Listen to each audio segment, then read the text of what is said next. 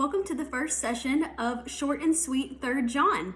I am so excited to lead you through this study, and I hope that these 15 short verses will speak to your heart as they've done to mine. Before writing this Bible study, I had never really done a in-depth study of 3rd John. But I'm so thankful that God called me to write this Bible study and to study this letter more deeply, because it has a lot of relevance for our world today, specifically on the subject of truth. In this letter, John tackles the theme of truth.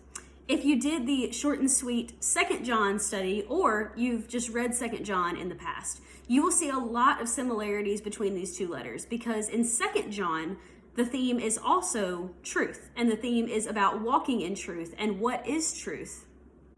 In 2nd John, John wrote to a whole church. He wrote to a whole church body. But in this letter, John is writing to someone very specific. And that is one of the distinctions between 2nd John and 3rd John, is that in 3rd John, John is writing to a very specific person about a very specific issue. He is writing to a man named Gaius. You'll see in verses 1 and 2 of 3rd John that Gaius is someone that John deeply loved. He was one of John's dear friends and most likely a fellow leader in the church with John. John spends the first 2 verses of this letter of 3rd John encouraging Gaius and telling Gaius that he is praying for him and how much he loves him. So it is very obvious that John and Gaius were good friends and that their relationship was one of deep brotherly love. John writes that he rejoices that Gaius is walking in the truth, and that Gaius's walking in truth is being noticed by his fellow Christians and by the church around him. And word is getting back to John of Gaius's faithfulness to the truth. And John rejoices in that. It is something that he celebrates. But John is not only writing to Gaius because he wants to compliment him. Encouragement is definitely part of this letter, but John has something that he wants to ask Gaius, something that he wants to slightly correct Gaius in, but also it's something that John thinks Gaius needs to do. And it has to do with walking in truth, but it also has to do with hospitality. So we will see that those are 2 of the big themes of 3rd John, is hospitality and truth. And over the next 3 sessions, we will learn why exactly those 2 specific themes come out in this letter.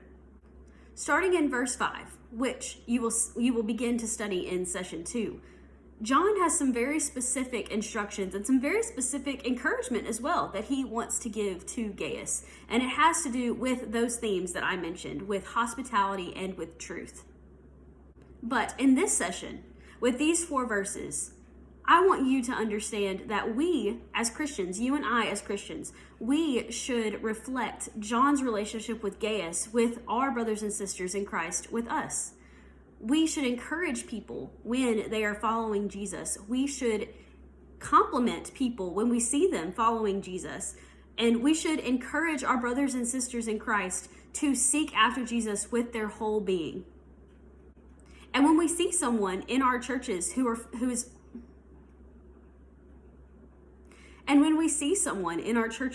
following after Jesus, someone who is seeking to obey him with their lives, we should encourage them, and we should be very specific when we encourage them.